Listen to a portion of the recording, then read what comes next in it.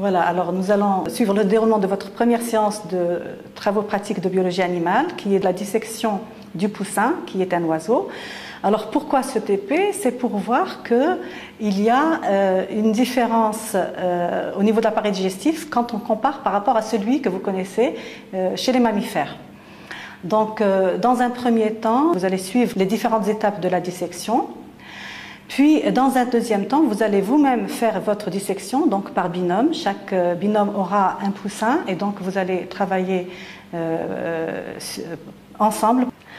Voilà, donc le but du TP d'aujourd'hui, c'est d'étudier l'appareil digestif du poussin. Pour cela, vous allez fixer votre animal dos contre le liège de votre cuvette, c'est-à-dire la face ventrale vers le haut. Et vous allez fixer avec des épingles la tête, les membres antérieurs et postérieurs qui doivent être bien en extension. Donc bien fixés, essayez de mettre donc les épingles horizontalement et non pas verticalement.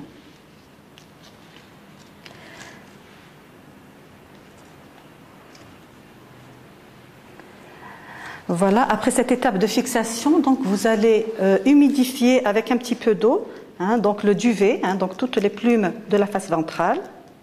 Donc les humidifier avec un petit peu d'eau.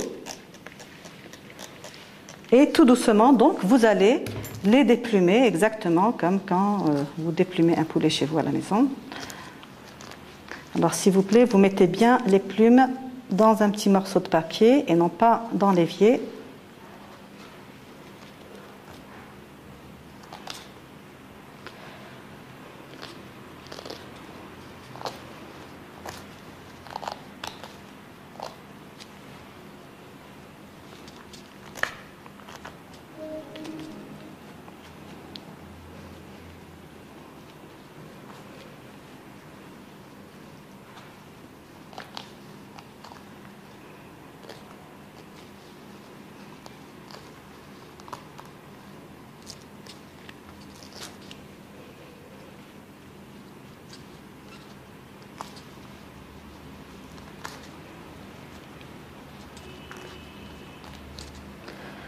Voilà, donc après avoir enlevé toutes les plumes, vous allez repérer une région qui se situe juste en avant du cloaque. Donc le cloaque, c'est l'orifice qui se situe donc dans la région postérieure.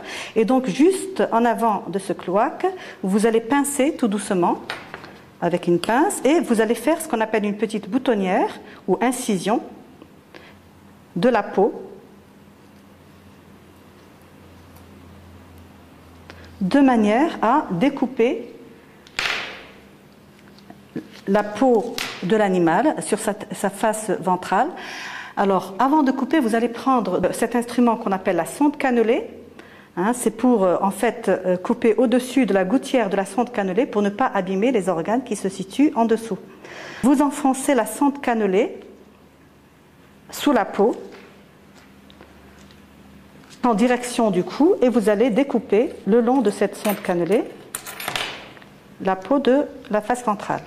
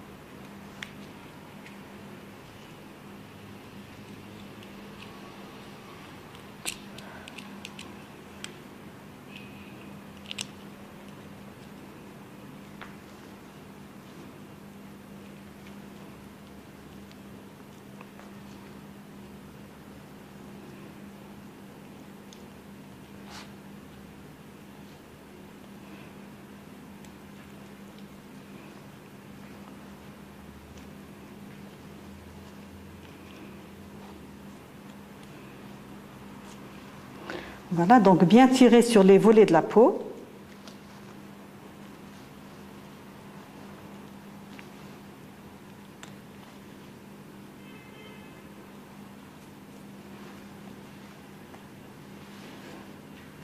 Voilà. Alors, une fois qu'on a tiré sur les volets de la peau, on découvre donc ici ce qu'on appelle le sternum. Alors, avant de continuer la dissection, je voudrais parler un petit peu de la position systématique de ce poussin. Donc, c'est un vertébré puisqu'il possède une colonne vertébrale. On a une mâchoire ici qui est mobile, hein, qui correspond au bec. Donc, on dit que c'est un gnatostome. C'est également un oiseau puisqu'il possède 2 ailes. Hein, donc, vous voyez que les membres antérieurs sont transformés en ailes. Par ailleurs, c'est un tétrapode puisqu'il a 4 membres. Et c'est également un carinate. Alors, je voudrais m'attarder un petit peu sur le mot carinate. Qu'est-ce que ça veut dire, carinate? Alors, quand on regarde ici le sternum, donc avant de le découper, donc on voit toute cette masse-là, c'est le sternum. Et ici, nous voyons une petite pointe, ici, blanchâtre, qu'on appelle donc le bréchet. Alors, pourquoi carinate? Parce qu'il y a présence d'un bréchet, qu'on voit ici, sur le sternum, en forme de carène. Alors, qu'est-ce que c'est que le carène?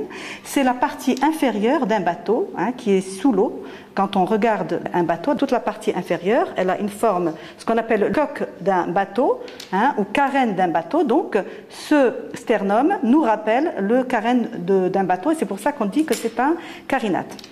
Alors maintenant, nous allons voir la deuxième étape de la dissection.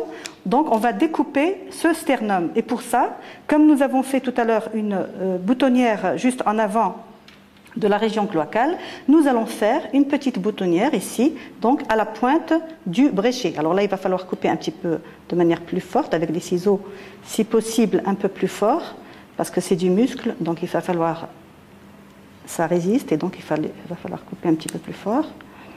Voilà, donc faire une petite boutonnière à la pointe du bréchet. Faites bien attention à ne pas abîmer, bien sûr, les organes qui se situent en dessous.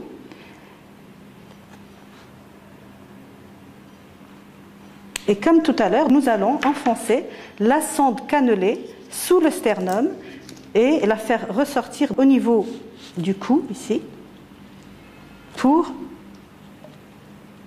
découper donc ce sternum.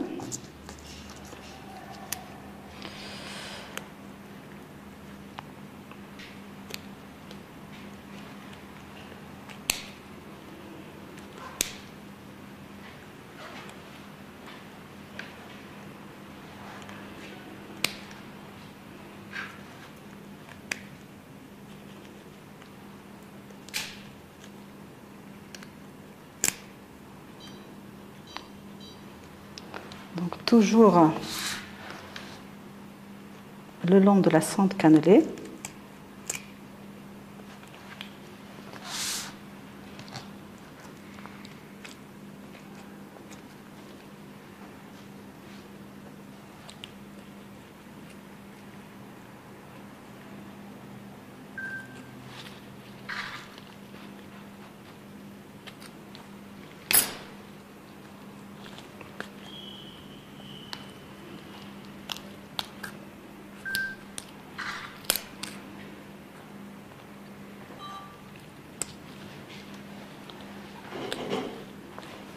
Là, il faut forcer un petit peu.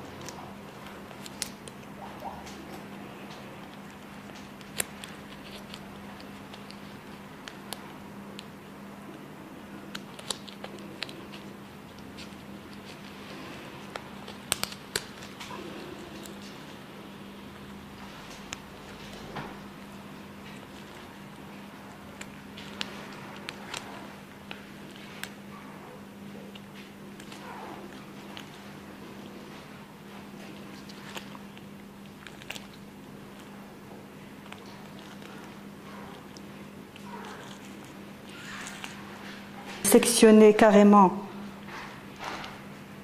ce sternum pour avoir une meilleure visibilité.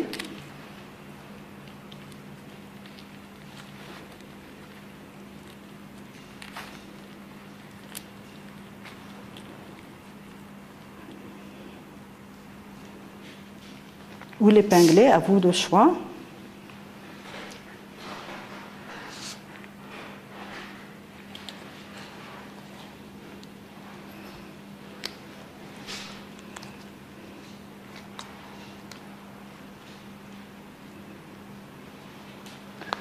Voilà dans un premier temps ce que vous devez obtenir. Ce qu'on voit ici,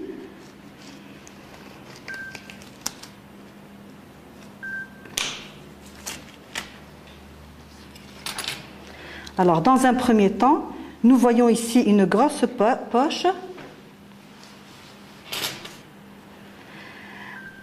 qui correspond à la zone de réserve des aliments et qui est le jabot.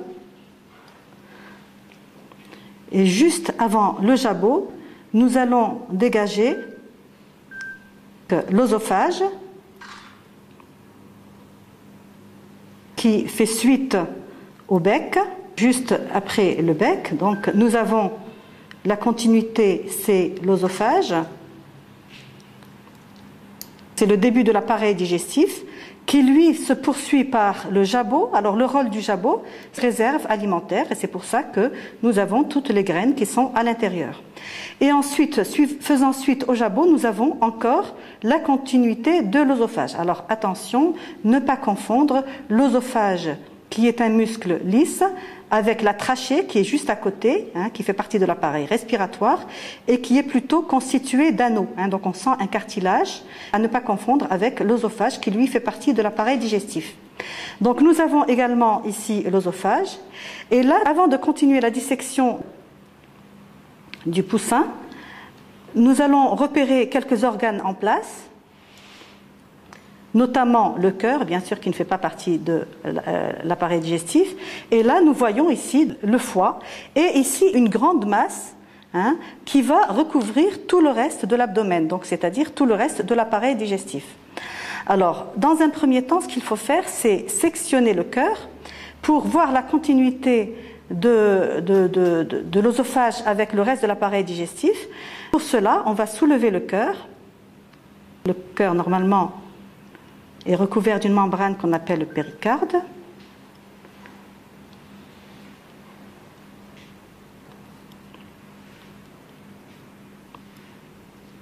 Voilà, on voit qu'il y a une petite membrane, donc on va essayer de l'arracher, de l'enlever. Comme ça, ça sera plus facile après de couper le cœur. Alors évidemment, quand on va couper le cœur, ça va un petit peu saigner, donc il faudra laver.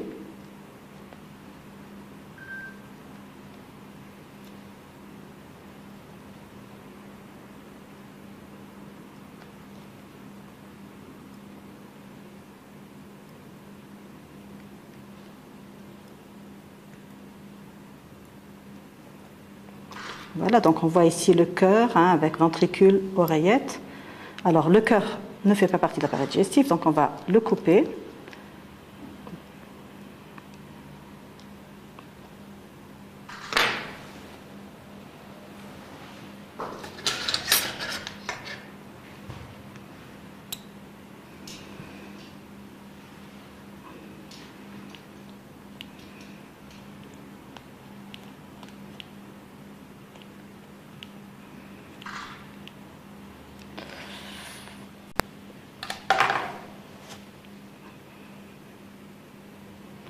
Alors, de préférence, il faudrait passer le poussin sous le robinet pour nettoyer le sang.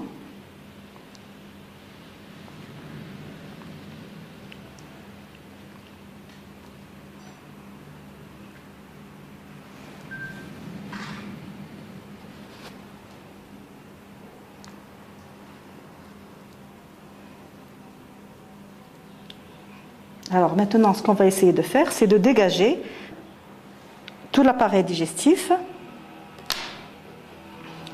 Alors, je reprends ici la suite de l'œsophage.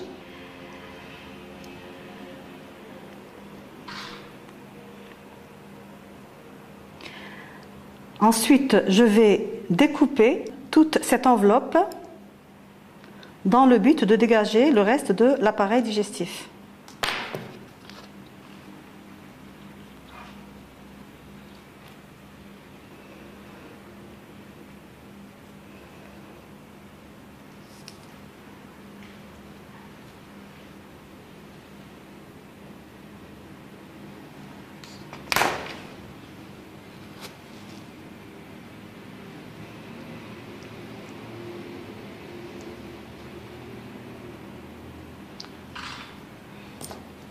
Alors, avant de dérouler l'appareil digestif, nous observons ici le foie. Donc, vous voyez qu'on a le foie constitué de 2 lobes. On voit ici une partie de l'estomac que l'on appelle le gésier. Nous allons voir son rôle dans un petit instant. Et nous voyons ici un mésentère qui va regrouper tout l'intestin. Alors là encore, nous allons couper ce mésentère de manière à dérouler l'intestin.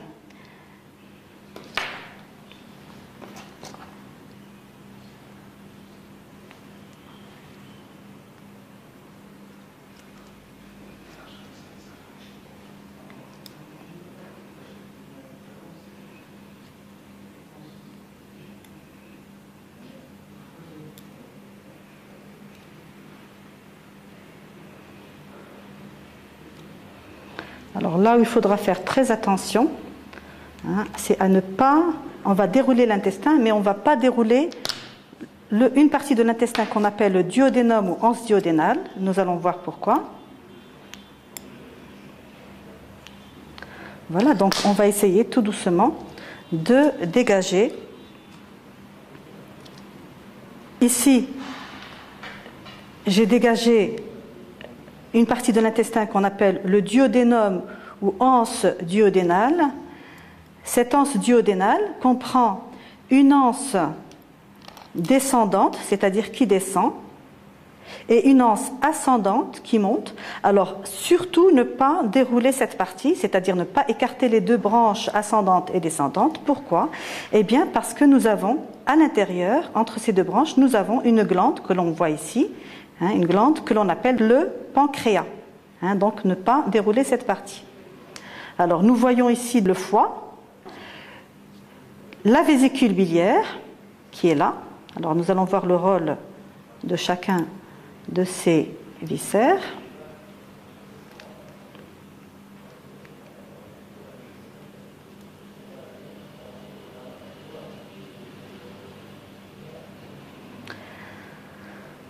Et dans la partie terminale, il va falloir maintenant dérouler l'intestin,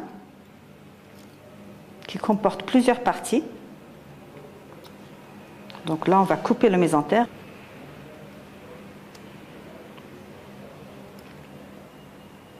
On va dérouler tranquillement tout l'intestin, sans problème. Sans toucher bien sûr au duodénum.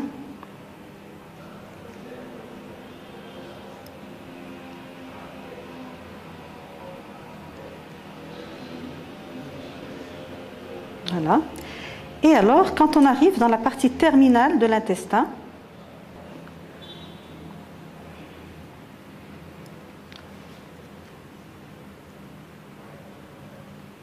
qu'on coupe tout ce mésentère, déroulez tranquillement votre intestin qui est d'une longueur assez grande. Et là donc, il va falloir repérer dans la partie terminale de l'intestin une bifurcation dans la partie terminale qu'on appelle les CK digestifs. On dit un cécum et 2 CK digestifs. Alors, il faudra tout doucement essayer de séparer les 2 CK digestifs, voilà, du reste de l'intestin.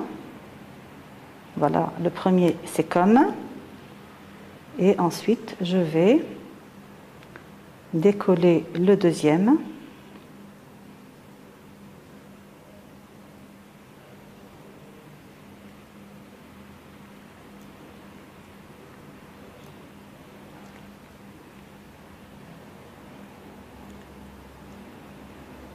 Voilà, donc le deuxième, c'est comme.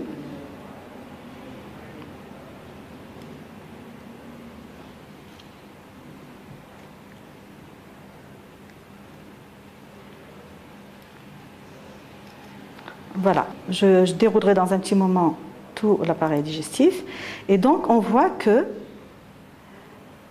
juste après l'expansion des deux CK digestifs, nous avons la partie terminale de l'intestin, qui est donc le rectum, qui lui débouche dans le cloaque, et nous allons voir le rôle du cloaque.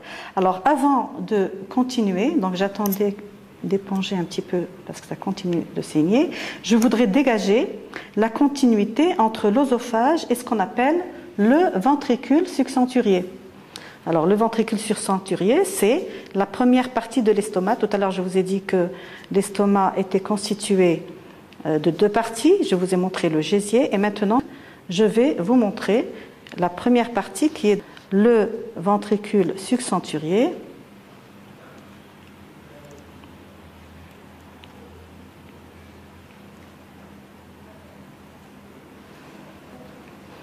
Alors pour cela, il faut vraiment nettoyer tout ce qui se situe ici.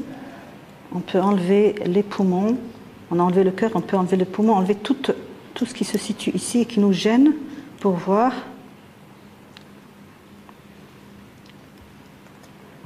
Donc cette continuité-là.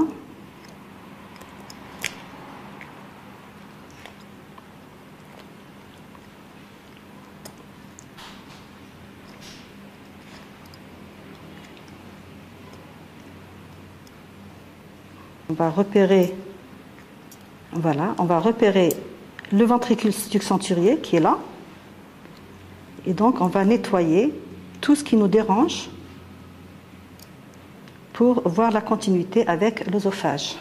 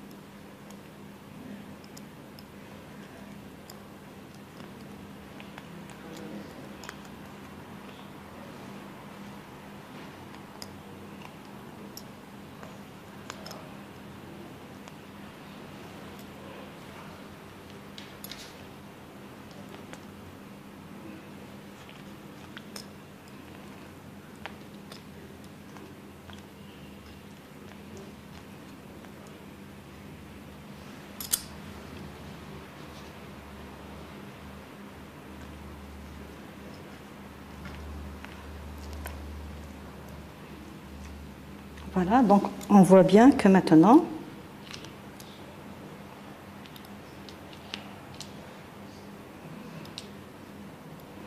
on peut rabattre l'intestin sur le côté de l'animal.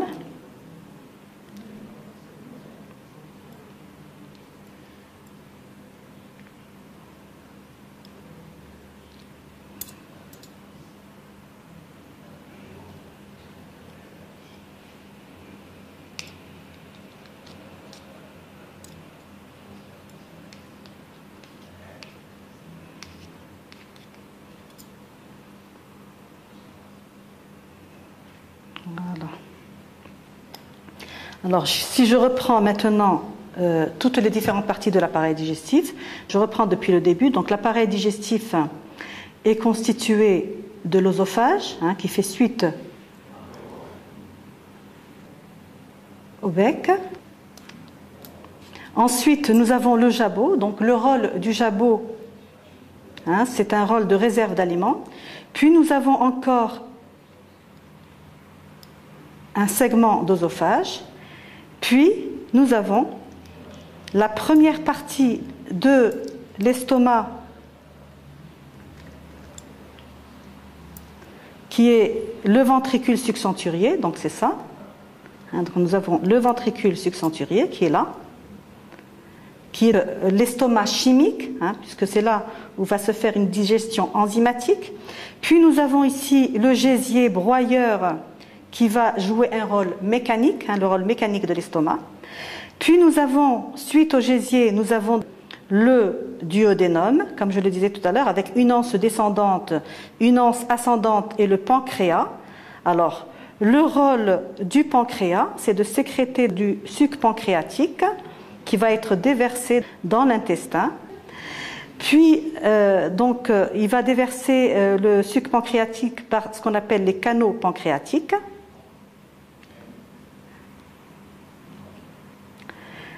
Puis, nous avons ici le foie, qui est constitué de 2 lobes. Alors, le rôle du foie, c'est de sécréter la bile qui va être déversée dans l'intestin et dont le rôle est de favoriser la digestion des graisses. Nous avons ici la vésicule biliaire, où s'accumule la bile. Alors, regardez bien ici, quand tout à l'heure je disais qu'il ne fallait pas dérouler l'anse duodénale, eh bien c'est tout simplement parce que nous avons le pancréas, donc cet organe qui est entre les 2 anses, et nous voyons ici les 2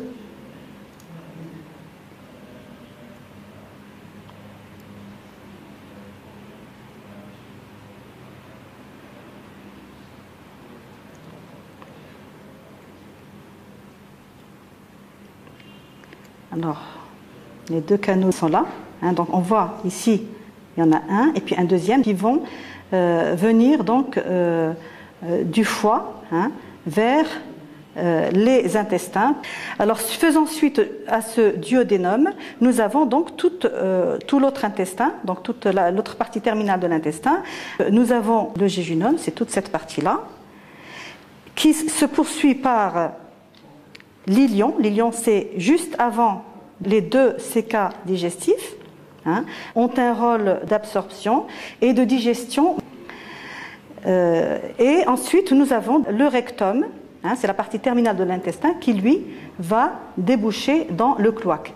Alors, je voudrais, même si aujourd'hui notre objectif c'est de disséquer uniquement l'appareil digestif, souligner l'importance de ce cloaque, ou poche cloacale, parce que c'est là où vont aboutir à la fois les produits de la digestion, donc les produits de la digestion, c'est-à-dire les produits qui viennent de l'intestin, les produits urinaires, c'est-à-dire les produits qui vont venir, donc le liquide normalement qui vient des reins, est un liquide clair, mais il va se reconcentrer par réabsorption d'eau au niveau du cloaque, et donc il va se transformer en une pâte blanchâtre qu'on appelle urate, qui va se mêler aux fesses du rectum. Et également, c'est là où vont aboutir, donc toujours la poche cloacale, c'est là où vont, donc voilà cette poche cloacale, c'est là où vont aboutir les produits génitaux, c'est-à-dire oviductes et spermiductes vont déverser leur contenu au niveau de la poche cloacale. Donc à bien retenir que la poche cloacale, c'est là où aboutissent à la fois les produits excréteurs, génitaux et urinaires.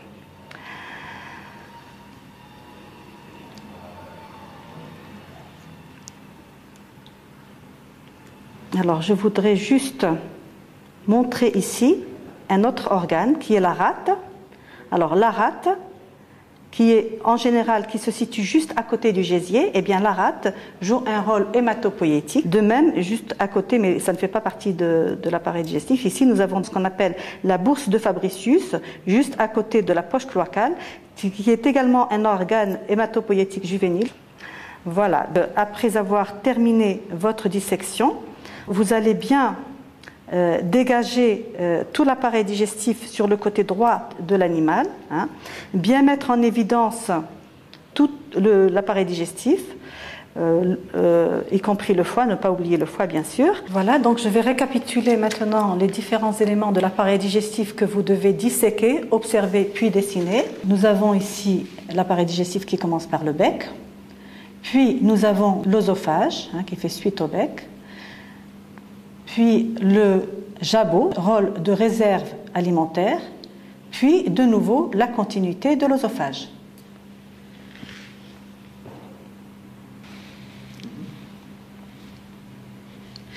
Faisant suite à l'œsophage, nous avons l'estomac qui est constitué de deux parties. L'estomac, c'est tout ça. Nous avons la première partie qui est le ventricule succenturier, qui est l'estomac chimique, donc digestion enzymatique. Puis la deuxième partie de l'estomac, qui est le gésier broyeur, qui joue un rôle d'estomac mécanique. Suite au gésier, nous avons l'anse duodénale. L'anse duodénale avec deux parties, une anse qui descend, donc on va l'appeler anse descendante, puis une anse qui va monter, on va l'appeler anse ascendante, donc qui monte. Et entre les deux anses, nous avons une petite glande ici qui correspond au pancréas. On voit ici on voit donc le foie constitué de deux lobes, la vésicule biliaire, et on voit que ici nous avons donc les deux canaux qui sont là, qui viennent du foie vers le duodénum. Donc c'est ces deux canaux qui vont, voilà le premier, puis le deuxième, donc qui vont déverser le contenu du foie dans l'intestin. Voilà le premier et voilà le deuxième.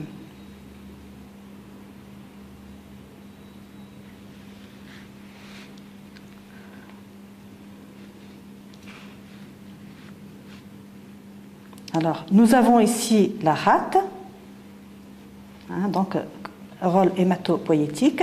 Puis, suite au duodénum, nous avons l'intestin qui est très long, vous le voyez.